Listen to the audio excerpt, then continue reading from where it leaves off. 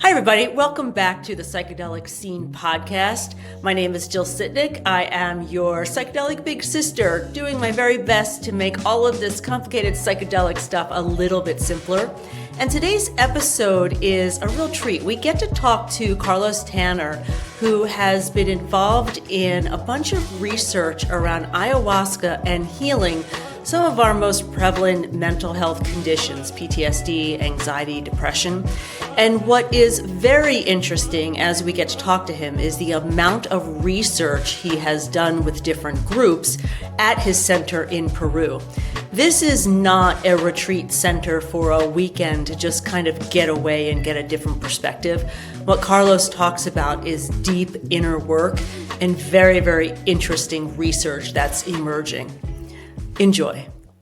Well, hi, everybody. Welcome back to the Psychedelic Scene podcast. I am joined today by Carlos Tanner. Carlos, welcome to the show. Good to see you, Jill. Thanks so much for having me. Audience, let me tell you about Carlos because I'm very excited about today because we're going to be talking about a type of medicine that I am a novice in. And I know that's kind of a shock, but I'm looking forward to learning a whole bunch today. So Carlos Tanner is the director of the Ayahuasca Foundation, and he graduated with degrees in philosophy and art from the University of Massachusetts, where he experimented heavily with psychedelics. He's been studying ayahuasca and plant medicine in the Amazon rainforest since 2003, and he founded the Ayahuasca Foundation in 2009 in Peru. And he organizes healing retreats and educational courses. He's one of my people. Since 2017, the foundation has partnered with Onaya Science to research ayahuasca's effects on depression, anxiety, and trauma, resulting in, and this is important, over a dozen published articles showing significant symptom reductions, as well as improvements in PTSD, chronic pain, and other health issues.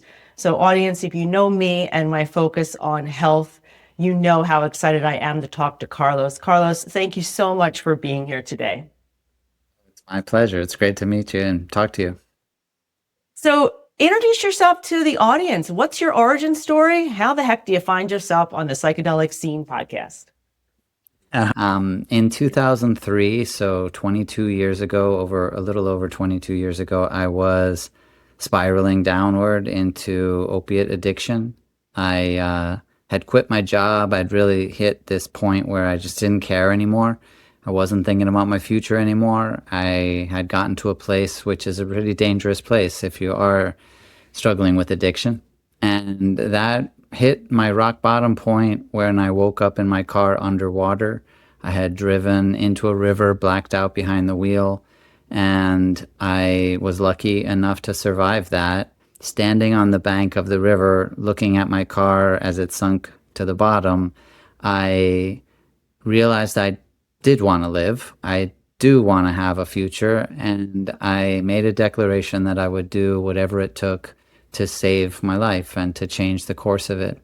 And then I got an email, seemingly randomly, but I felt it was more synchronistic, inviting me to go to the Amazon rainforest. My friend had been traveling, and she found these two guys that knew a shaman named Don Juan. She was going to drink ayahuasca. I had spoken to her about ayahuasca when we were both at UMass together, and I had been reading Michael Harner and Carlos Castaneda and Terrence McKenna, and so I had been just like chatting about what I was learning about, which was ayahuasca, and it was so fascinating to me. And so she thought, well, I'm going to try ayahuasca. I should contact my friend who told me about this.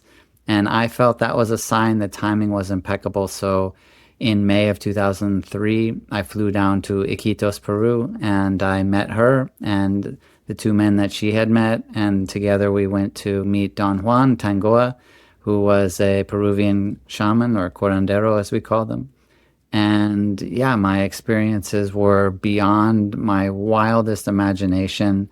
I really just broke through so many ideas about reality. I mean, I experienced spiritual contact, like communication with spirit. and it changed my life forever. I also uncovered the root trauma, which was the cause of my addiction, was able to resolve that, was able to heal physical illnesses. It was absolutely fascinating to me. I loved just how complex and infinite it seemed. And during that time, that curandero, Don Juan, told me that it was my path to be a healer, and he invited me to be his student.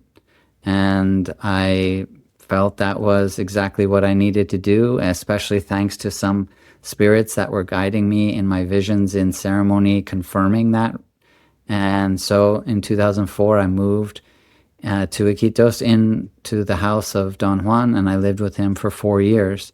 And I was his apprentice, and I took notes, and I made recordings, and I did everything I could to learn as much as I could. And after 3.5 years, or in my 4th year, I compiled all of that for my own benefit, but I put all of my notes in order and I categorized them, and I created this like piece of the product of my apprenticeship.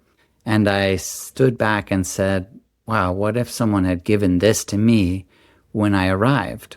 Like how farther I would have been able to get with this material and this guidance, and how fewer mistakes I would have made. And that was a real light bulb for me that, well, I have it now, so I could offer this. I could create a program where people who feel a similar calling to me could follow a path that I could guide them based on my own 4-year apprenticeship. And that was really what gave birth to the Ayahuasca Foundation. So the following year, I founded the Ayahuasca Foundation, and it was really on the premise that I wanted to include a westernized structural approach to education, but to teach an ancestral paradigm and to build those bridges of understanding so that a person from a modern society like I had come from could still understand what is a very distinct and different way of looking at the world and ourselves and health in particular. And then from there, it just kind of kept going, and people kept showing up, and we developed healing retreats. We got our own center. And then I got another kind of random email asking if I would build a research center, if they funded it. And that was an unbelievable opportunity that kind of fell in my lap. So in 2017, we opened the Riospo Research and Retreat Center, and we started working with Onaya Science. Simon Raffel, who's the head researcher at Onaya, he had come to do a retreat in 2015, and he was blown away. And at that point, he had said, I wish we could do research on this. It's so amazing. And so we were able to team up. That was before Onaya was a thing. And then he brought in 2 of his close friends and colleagues, Naya Janetspan and Wai-Feng Sang. And the 3 of them started Onaya together in collaboration with our center to, and at first, just investigate the effects on personality. And then that went into effects on trauma. And of course, looking at metrics of depression and anxiety. And then 3 years ago, we teamed up with Heroic Hearts Project to study and also offer retreats to veterans suffering from severe PTSD. And that research will be published soon in the 14th article that will have been published by Onaya. And now we kind of stand on a new forefront. I think that I feel very confident that we're going to be entering into studying ayahuasca and the tradition of ayahuasca to address addiction. And so it's kind of like coming full circle for me, and in coming back to how I was able to resolve the root causes of my addiction. And now I think we'll be actually trying to share that with the world through research, but also to offer that to people that are suffering from addiction. Wow. So many similarities between us. That is phenomenal. I just want to dive in right to the research because I think our audience is probably going to be most curious about that. When you had the opportunity to group up and say, okay, let's do some research, I'm sure there was an evolution overall, what was the word I want to use is protocol, but maybe that's a little too strict. What was the preparation, the journey process, and the integration? Was that all part of the research? Was the research just uh, what was that process like before I put words in your mouth? Yeah, sure. I am not a scientist or a doctor or a researcher, so I really was just the person that made it possible for this research to take place. I say we hosted the research. So it's really that research team, and kudos to Simon Raffel, Nige Natspan, and Wai-Feng Sang, who created Onaya, for doing such wonderful research. But it was clear that we couldn't do what could be called a clinical study. Right. And that already like separated this type of research from other research that had been done or still is being done that could fall into that category. We weren't looking and couldn't, I think, fairly or accurately look at ayahuasca as if it were a substance. While ayahuasca is a medicine, of course, and it is a substance, it is part of an elaborate healing tradition. And that's part of that bridge of understanding for a distinct perspective on healing. And so maybe I can just start, like when I started the construction of the research center, I didn't have a research team in place yet. It was kind of like a field of dreams scenario where if you build it, they will come, which happened. But I imagined what my research project would be. And what I imagined was to have four groups of people, and one would drink ayahuasca in ceremony led by an indigenous curandero, and one would drink ayahuasca without the ceremony, and one would not drink ayahuasca but attend the ceremony, and one would not drink or attend the ceremony. And then there would be evaluations to see who received the most benefit. It was clear to me that Group A would receive the most benefit and Group D would receive the least. But I was very curious about B and C. Was it more beneficial to attend a ceremony without any ayahuasca, but to be present in the healing ceremony, or was it more beneficial to have the ingestion of the ayahuasca, but without the ceremony? And I honestly lean towards the ceremony being the more important component. And that speaks to how this isn't just a medicine that acts upon your biology. It does that, yes. But what it does is it reduces sensory gating, or it expands sensory access to sensory information. And so what you do with that opportunity, that access, is really what determines the outcome, not just that you have it. And that's why ceremony is so important. In fact, it's a necessity. If you drink ayahuasca, then you are in a ceremony, I would hope. I mean, traditionally. And so this research was done in a key phrase was used in its natural setting. So they were going to look at people who are in the Amazon rainforest attending ayahuasca ceremonies led by ancestral healers from a lineage and all of the other components of the tradition. So they weren't trying to parse those pieces out like you might see in a clinical trial. Ultimately, they were giving psychological evaluations before participants attended the retreat, and then they would interview them during the retreat, and then they would give them a psychological evaluation after the retreat, and then they'd follow up 6 months later with another psychological evaluation, and that would provide them with metrics. Pretty much it would give them some numerical scores. How did they score on a depression scale? How did they score on an anxiety scale? How did they perform on a self-compassion scale? How did they perform on a quality of life scale? There were a number of scales that they could break down these evaluations into, but they were looking at the overall impact of doing the retreat. And the retreat wasn't just to drink ayahuasca. There would be a plant medicine that would clean the gut biome or the digestive system cleanse. And they would be following a diet. And of course, they were on a retreat. Quite literally, they had removed themselves from the stress of their lives.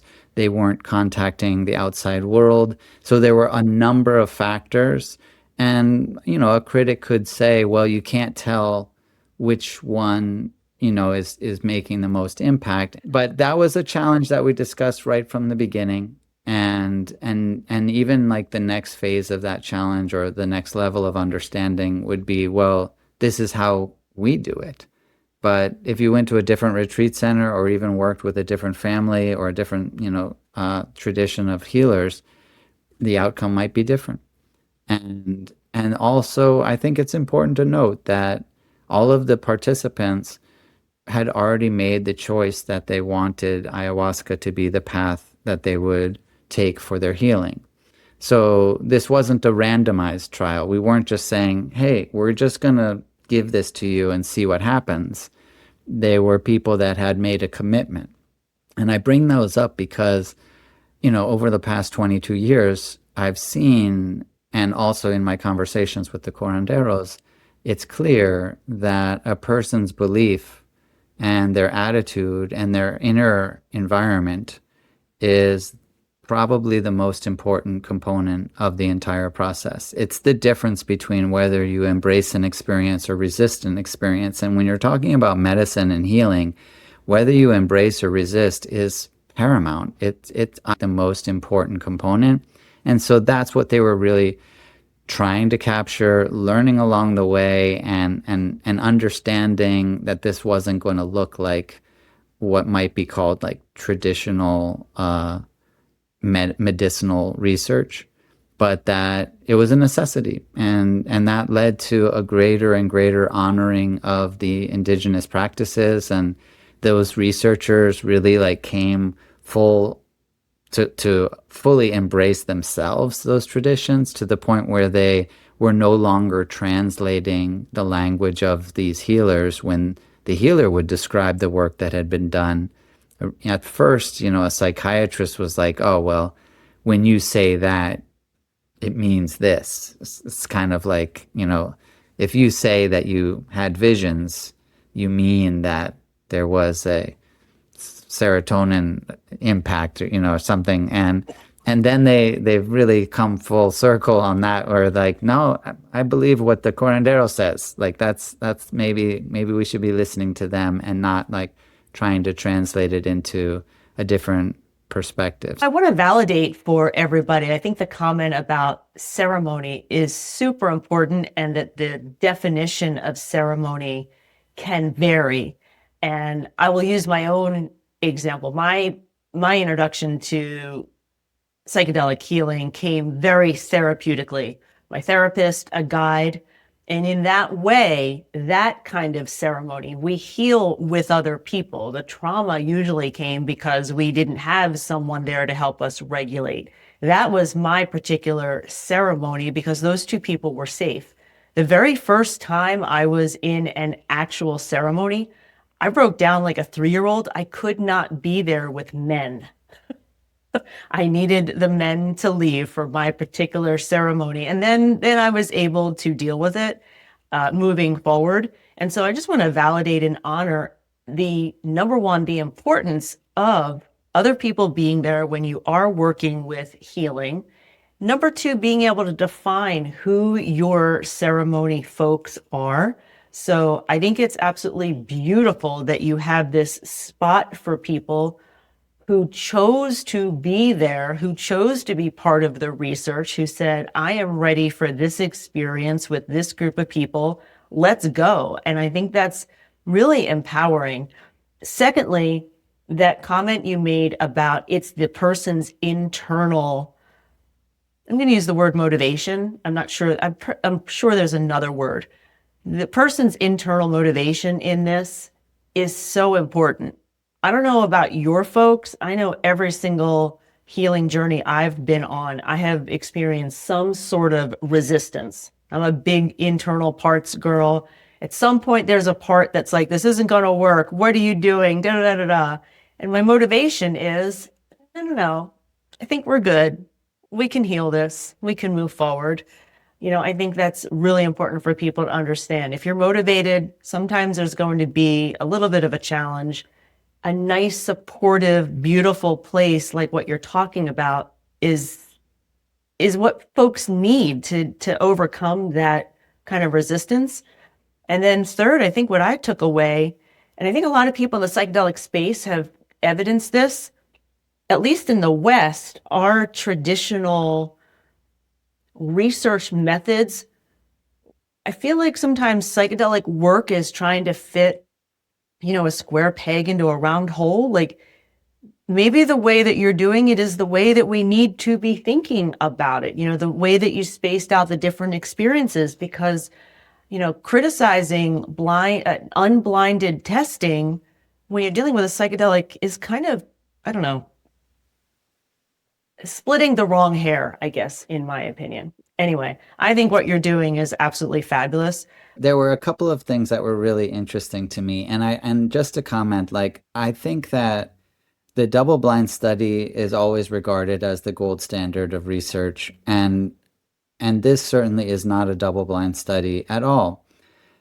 But the reason to me why the double blind study is considered the gold standard is because it removes consciousness.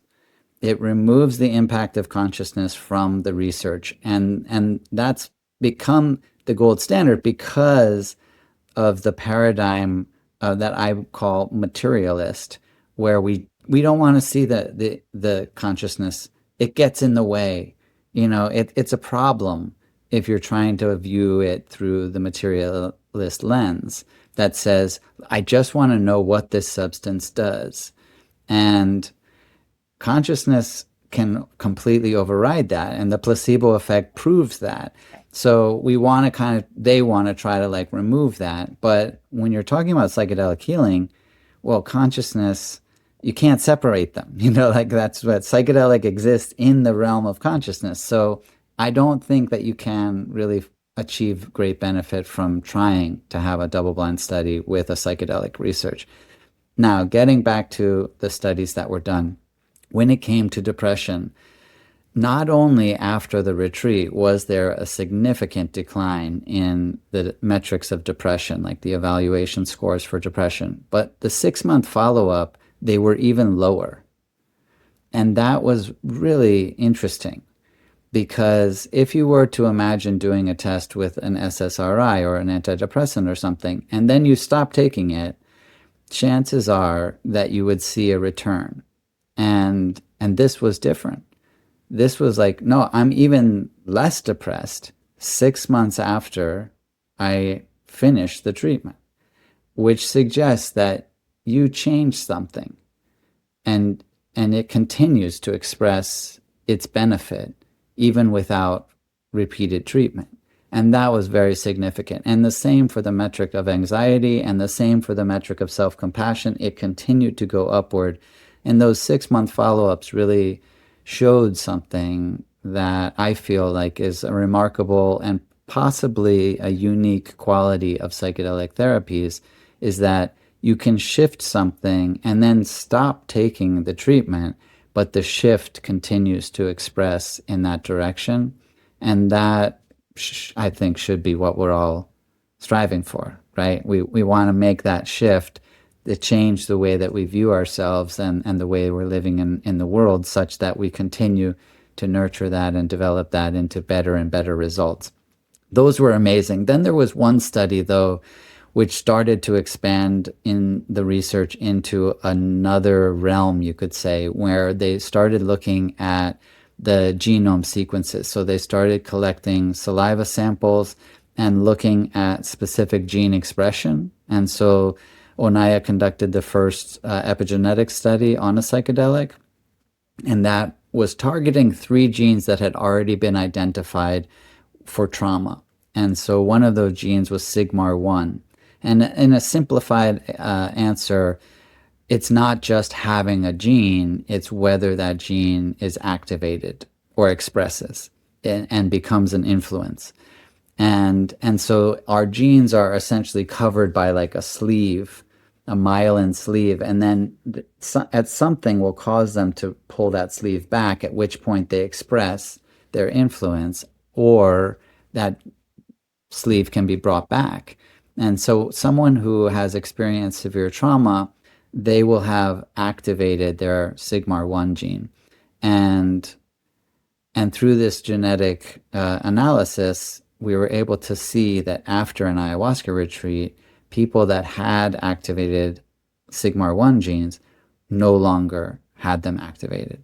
They had produced like a genetic expression of the healing of trauma, and that was fascinating. And so that research was published in the journal Frontiers in Psychiatry, and that was pretty groundbreaking. It actually showed like an epigenetic change Tangible. specifically associated with the healing of trauma. And so where What are we was the going? Yeah, timing? What was the timing of that? Do you happen to remember? Like, was it 3 months after the ayahuasca experience? Like, how well, long does that take? no, it was right after the retreat, like probably during the retreat. But they Really? didn't measure it each day, so that would be interesting. But no, like at the end of a retreat, the sigma-1 gene had been deactivated, and then 6 months later, it was still deactivated. Oh my goodness. Right? Yeah. Yeah. So where we have gone since then is to you take a full genome spectral analysis, every gene, and those are like on an epigenetic scale, it's like 9 million possibilities, and that's not like some weird exaggeration number. When someone says 9 million, it's like a literal number.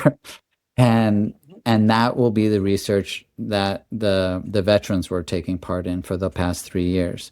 So they were taking blood samples, saliva samples. They also took stool samples to measure changes to the gut biome. And they also had them wear EEG caps to measure changes to their brain waves. So it's incredibly comprehensive research. I don't think anything actually has ever been this comprehensive. In fact, they had to get ethics approval for a couple of those elements.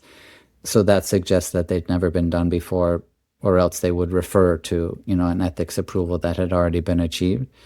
And so now we'll be looking at, well, okay, we identified certain genes that we were already suspecting might change. What what about any other genes that we don't know about yet? Like, is there genetic expression changes in other places? So that will be the research that will be published soon. And then also just to like, because that preliminary research is complete, it's just now getting essentially prepared for publication. We've had 100 veterans come down through the Heroic Hearts Project so far, and 84, all 100 had severe PTSD diagnoses. So on a numerical scale, in a psychological evaluation, they can actually like assign a number according to trauma. And you would need to be, it goes from 1 to 50, and you would need to be 30 or higher to receive a PTSD diagnosis. And if you're 35 or higher, then you would have a severe PTSD diagnosis. So most, if not all, of the participants were what we would call treatment-resistant PTSD sufferers. And now 84 of those, after doing the retreat and the 6-month follow-up, no longer met any criteria for a PTSD diagnosis. So 84% of the veterans that attended just a 10-day retreat at our center had no PTSD diagnosis anymore. Now, sometimes people say, well, just to understand, if you don't have a diagnosis, that doesn't mean that you're just perfect. All of us are somewhere on that scale. We would all like go somewhere in a depression scale or an anxiety scale, for example, but we might not get diagnosed with it until we reach a certain threshold. So just to be clear, like these people aren't, enlightened and by any means. They're still struggling the same way that most of us are, but not to a degree where they would have a diagnosis. So suggesting that not to a degree that it would be a debilitating challenge in their life. Yeah. That's the way I describe it. My PTSD diagnosis, I was suicidal. I was very close to, there's no reason to live. No longer having that PTSD diagnosis did not mean I wasn't triggered and had more issues to work through, which I continued to. I was no longer at that crisis stage. So I think that's a really important distinction.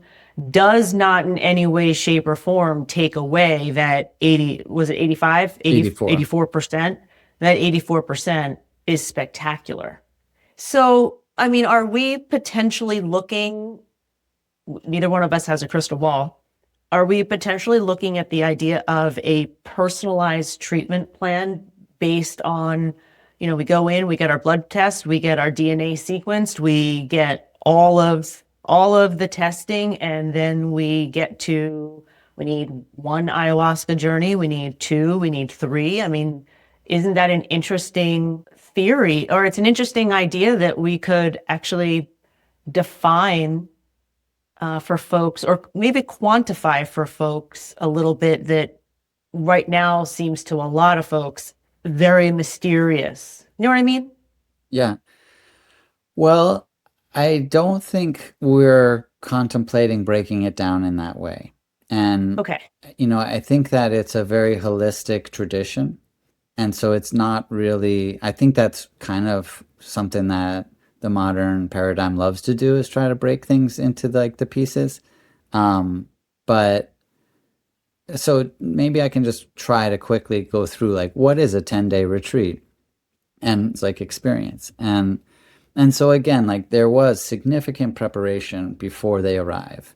That's a really important part of this process. They didn't just show up and say, okay, what are we doing? Like they had a lot of guidance, getting them to a place where they would hopefully have at least an acceptance, which to me is kind of like the middle ground. Well, if acceptance is way better than resistance, the ultimate goal, though, getting them to that embrace. And then they do a 10-day retreat. And like I mentioned, that 10-day retreat has 5 ceremonies every other day.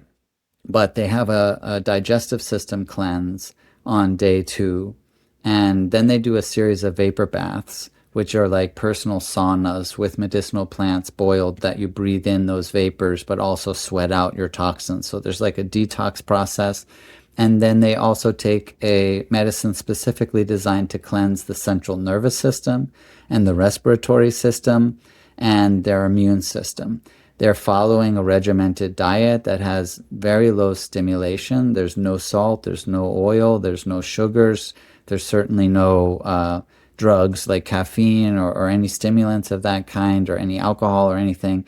And so they're on a very controlled diet that helps with their gut biome reset. So the cleansing of the digestive system kind of gives you a start, but then you set a baseline that hopefully will continue because you're training the gut biome into a new baseline.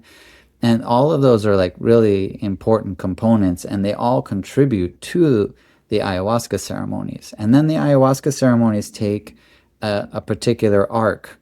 So the first ceremony we call the diagnostic ceremony. That's from the perspective of the curandero. They're looking at each person's energy, as they would say, where their energy has conflicts, where they're like short-circuiting in their energies, and they can better understand the work that needs to be done individually on each person. It's also a kind of introduction for the participant to familiarize themselves with the experience of into the context of energies.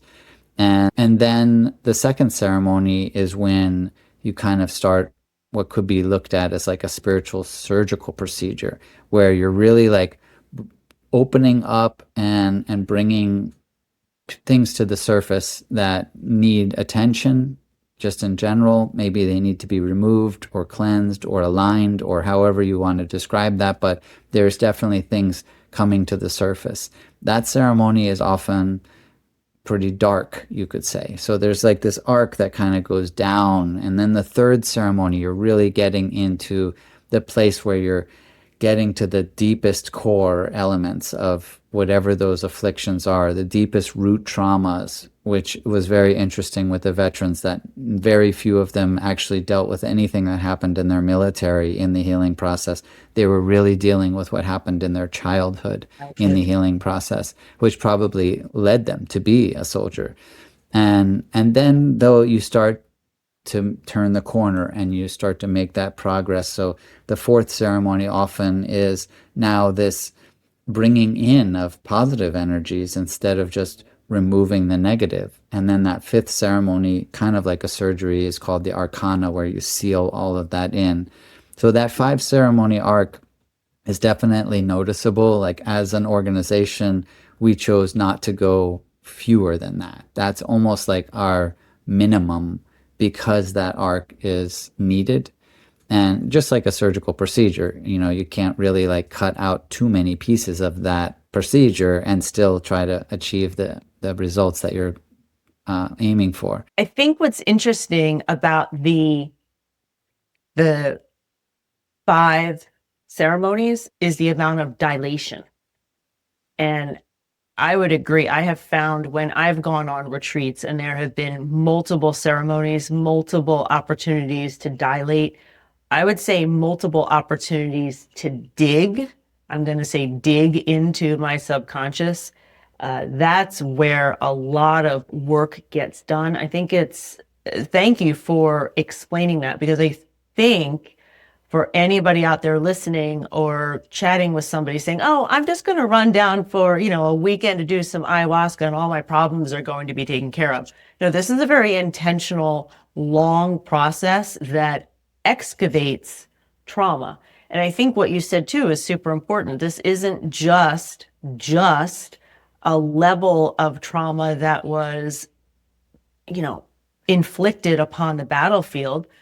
It's trauma that in some way, shape, or form, none of us escape childhood without some sort of trauma.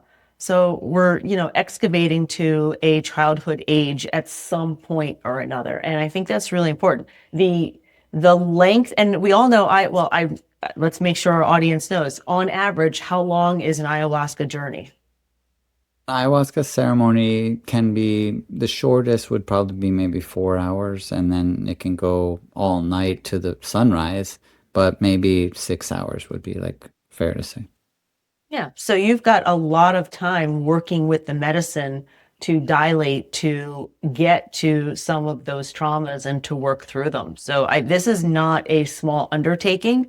And I think that's important for people to understand. With that said, certainly far quicker results than our traditional Western never-ending SSRI kind of strategies. A ceremony is not just to give someone the medicine in a safe space. That's the starting point. But what it takes to be a curandero, at least in the Shipibo tradition, which is who we've worked with, we've just worked with one Shipibo family for the last 17 years. They spend their life and the path to be a healer building relationships with spirits, the spirits of plants. Ayahuasca is one of them, but they have their own core team of healing advisors, if you want to call that, or masters, or doctors. And so when they're in the ceremony, I like to say they're like the conductor of a symphony of healing. They're not just giving a cup of ayahuasca and then hanging out to make sure everybody's okay. That is part of it. But what they're really doing is calling in to those plant spirits to be with them in the ceremony. I did an interview with one of our curanderas, Doña Angela Lopez, and I was asking her about singing, because in the ceremonies, the curanderos sing quite a bit. And I was asking her a question about that in the interview, and she said, if you ask me to sing right now, I can't, because I don't know any of those songs. And I had just been in a ceremony with her the night before. She sang for like 3 hours, But I was like, okay. And she's like, yeah, I don't know how to sing, but I know how to call the spirits. And so when they come to me, they just show me how to sing, and they sing through me, and they guide me. And that's how I do the work that I do. And that, in essence, is what shamanism means. And so it really is like an art form. And that's why I like the conductor of the symphony. Like, it is a musician who has developed a skill, but the music itself is this energy that they are adapted to allow flow through them. that really like produces that special quality that we know when we listen to music. And why we call someone gifted, for example, like in Spanish, when someone has a gift, you say they have a don. That's what that word means. So when you call someone like Don Juan, you're referencing the gift that they have to have this energy flow through them in this art form of healing or in this symphony of healing. And we also call conductors maestros, which is what you also call a curandero in the Peruvian culture. Well, do you want to go through what a ceremony looks like? From start to finish, you know what I mean? Like, how does it start? What's the process like? I just realized there are probably some listeners who have never been in a ceremony. Good idea. I will say that I'll describe how we do our ceremonies, but I know that we do our ceremonies differently than a lot of other places, and we've just come to develop what we found to be most beneficial. But a ceremony, I would say I've never been in a ceremony that is the same anywhere. Right. So go ahead. Yeah. Prior to the ceremony is a big component, just like prior to a retreat, having that preparation. On the curandero side, they're doing preparation before they walk into the maloka, which means that they're typically doing what could be called prayers. They're connecting with those spirits, letting them know I'm going to be conducting a ceremony, to set the stage for this performance of this symphony. And then when they go into the space, then they do a preparation for the space. So now they're like preparing the energy for the space to make sure that it is safe, that it is clean, that it is of a good energy, and they're performing that for their tools, on themselves. They're really like making sure that everything is the way that they want it to be in its highest vibration, you could call that. And then they serve the medicine and they drink it themselves. And then when they feel the effects of the medicine coming on, then they will begin to call to those spirits that they know, and they'll sing they'll open the world of spirits, as they would call that. So they open the ceremony, which means that they're opening this portal, so to speak, to invite these curanderos to be present. I'm sorry, they are curanderos, but these plant spirits to be present in the ceremony with them. And then, depending on which ceremony it is, so the first ceremony would be where they're now going individually, each person singing to the patient or the ceremony participant, but they're communicating in their song to the spirits. Sometimes the lyrics of those songs might be, "And now I will name the affliction."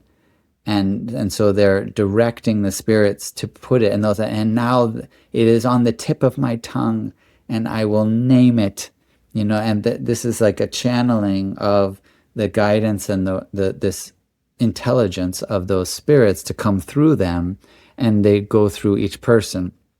In a healing ceremony now, they would be working with those energies to align them. They call it straightening your lines, the lines of energy that come up through your spine and then out through the top of your head, making that alignment so that the energy flows smoothly without crossing those lines or without blockages. So they want to like open those up energetically. But the way they're achieving that is with their songs to direct spirits to do that, to act upon them. After about an hour and a half to 2 hours of singing, then in our ceremony, we actually invite each participant to sing. And by doing that, we ask that they contribute to the energy of the ceremony. And that's a piece that is not that common to see. But we have found it to be incredibly helpful. And a big part of that is because if I asked you to sing, maybe as an example, but if you asked 10 people to sing, some of them probably wouldn't feel comfortable about doing it. And And if you ask them why, then you get some interesting answers.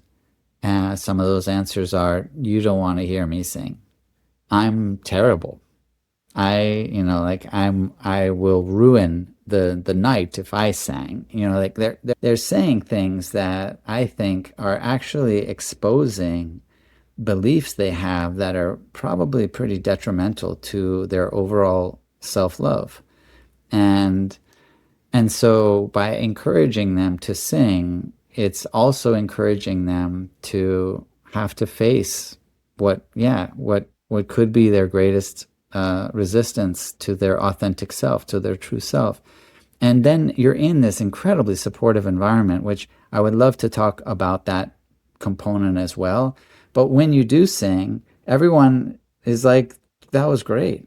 Now I feel like I'm like more encouraged to sing because you also chose to. And so we've really found that that's a very beneficial. In fact, sometimes I've seen a person change like immediately because they didn't want to sing. And maybe the first 3 ceremonies they said no, because you don't have to, we don't make you. But then the 4th ceremony, they mustered up the courage and they sing, and everyone's like, that was great. They know that this person was challenged because they chose not to sing the first 3. And then the next day, a whole different person walks into breakfast. Like it's like something magnificent happened where they realized, holy shit, my true self is beautiful. And I just never looked at myself that way, or it had been a long time. That support, though, is a really, really big part of the ceremony as well. And with the veterans, probably more than any group, although it's true for all of them, just getting those veterans together in the room and allowing them to share is huge. Like, people are breaking down and crying and, already, like before any ayahuasca gets served, just by being in that space. Because the reality of most people's stories is that you kind of feel that you're messed up and you're the only one messed up, and in your family or in your community, and have this idea that, well, everybody's projecting happiness all around, and I must be the only one who's messed up. And then you get into a place where everyone fully admits they're messed up. That's why they're all there, and they're willing to share. And then you're like, oh man, I'm not the only one. In fact, there's all these people just like me. And that starts to loosen that vulnerability that is essentially what allows those things to surface so that they can be addressed, instead of trying to keep them buried or trying to ignore them or trying to resist them in some way or another. And the ceremony really brings that together, where you're all in that space together, and you can hear when someone's struggling across the room, or whatever's going on, and you feel for them, and you become this real tight-knit family. And some of those veterans, they did a 10-day retreat, and they're like best friends. They've stayed connected. They've driven across the country to visit each other afterward. It becomes like this really true family, because they already have a common bond just by being veterans together. But it happens even when it's just like a regular retreat where people are not, part of heroic hearts as well. And so in terms of like psychedelic assisted therapy, which was definitely built off of a psychotherapy model, it would be a huge benefit to bring in a ceremonial approach, not to replace it, but just as an addition to allow for that sharing to take place. Yeah. I have multiple groups from past ceremonies. Just, Right.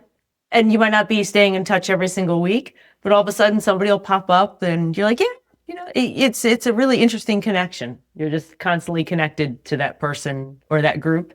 And it's one of those things where it's like one of your best friends where you don't have to really talk for 6 months, but as soon as you're at dinner, you're like right where you left off. So Carlos, what question have I not asked you? Oh, I don't know what questions you should have asked me, but I can tell you, like, where I have come now I now view my inner energy always. Like that will always be the solution. And if I think I have a problem out there, then I now recognize that the reason I think it's a problem is because of the energy that I'm interpreting it through or into. So I now have come to see like, oh, well, if I am in that place of shame, for example, then I will interpret my experiences and my interactions and the world around me through the lens of that energy of shame. And it will create interpretations that are in the realm of shame. Yeah. And if I can transform that energy or let go of the energy of shame, then I will see a different world in front of me. If I can perhaps bring into an energy that makes me feel joy, for example, oh, well, now the world seems like a joyful place, and I interpret my experiences through the lens of that joyful energy. But not only that, I radiate that energy out into the world, and the world responds according to my energy. And just like if you see a dog approach you walking down the street, well, if the dog is wagging its tail with its tongue out, then you might be more inclined to pet it and give it some love. But if it's snarling at you and barking, yeah, chances are you're much less likely to go give it some love. You might actually run away. And that's what the world is doing to us as well. And so that to me gets shown to you in an ayahuasca ceremony, like right in your face, where how you're seeing the experience of ayahuasca or feeling and sensing it actually determines what story you tell, and then you might play a resistance game, unfortunately, where you're kind of doing battle to try to stay in the way you were before the ceremony. But if you can get into that embrace, which is determined by your energy and your consciousness, then now you're like open to the transformation, and now you're radiating that energy out. Psychedelic work has allowed me to be far less reactive to energies that are very, very young, that are still very tender. If I get really run down, I got sick about a week ago, super run down. So some of those old stories, some of those really, really young, ingrained, very protective strategies start popping up. And what psychedelic work has allowed me to do is to almost, it cracks me up. I always kind of say, I'm able to kind of step back from my brain and be like, wait a minute. Those are old protective stories from a very, very young Jill. That's not adult Jill.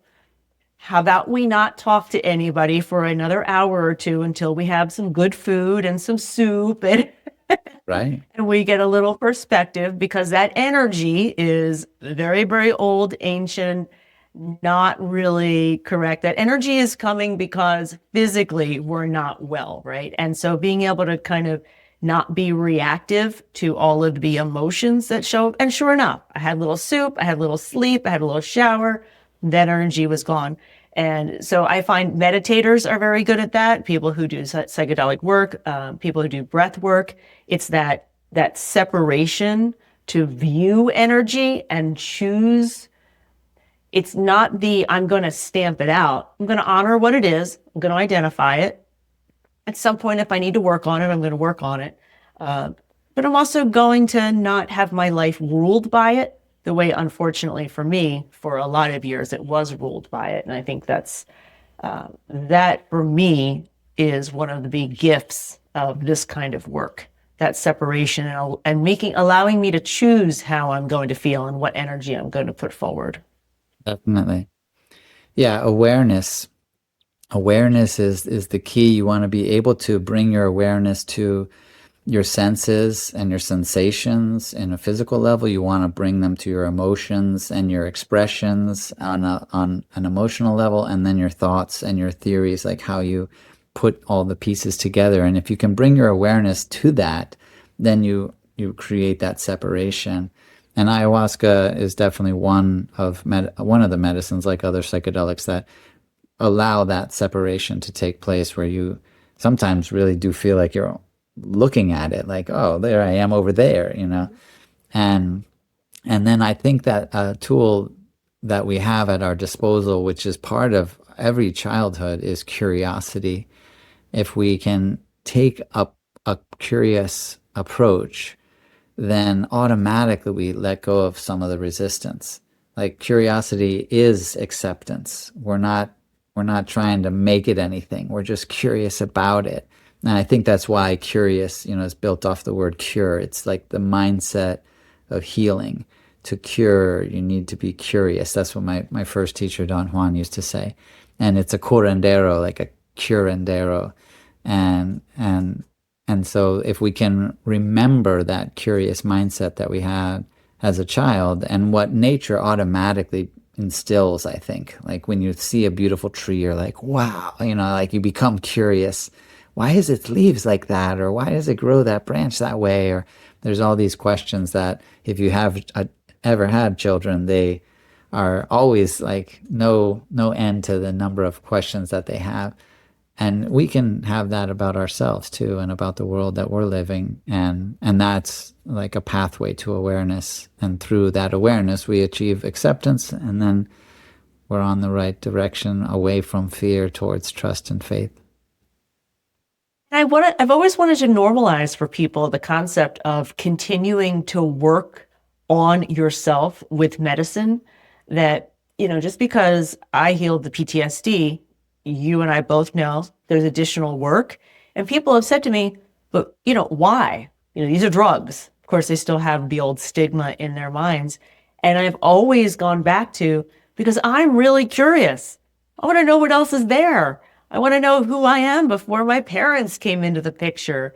The same way I'm really curious about what my body can do when I'm working out at step class, when I've got, at the gym, and I'm really curious about what mine can do with video editing.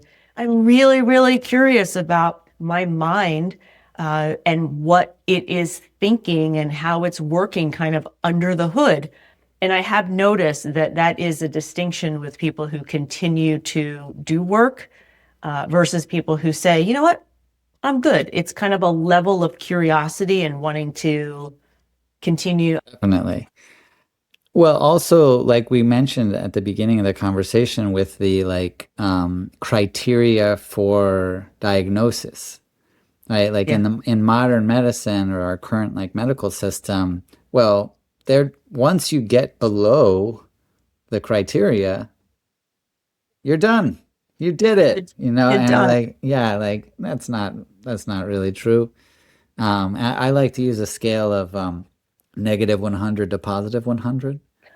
And Oh and my so, God, I never thought about that. zero, zero is like the neutrality. So yeah, if I got from the negative to zero, you're healed. Well, you don't have the thing, you're not unhealthy anymore. But yeah, there's still the whole one to a +100, that you still The have. positive part. I think Yeah, that's a great, yeah. You yeah. might have excavated a lot of the negative. Let's start exploring the positive part. I would agree. Yeah. You know what? I might steal that -100 to +100. I think that's maybe a great way to explain it. Well, you are doing phenomenal stuff. I mean, what's the future? Where are you folks headed? Let's give the audience an idea of, what's next for you folks. We're still going to continue with the veterans retreats and that research, but I do feel that we're going to now move into addiction, and kind of specialize in that. There'll be a lot of learning along the way, just like there has been with the veterans and continues to happen. But I wrote my first book, which I'll publish next year, and it's the story of my own healing from substance abuse disorders, and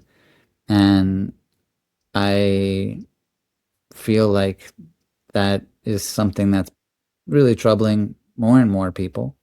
It's definitely at an epidemic level, and there are roots in very similar ways to PTSD. Yeah.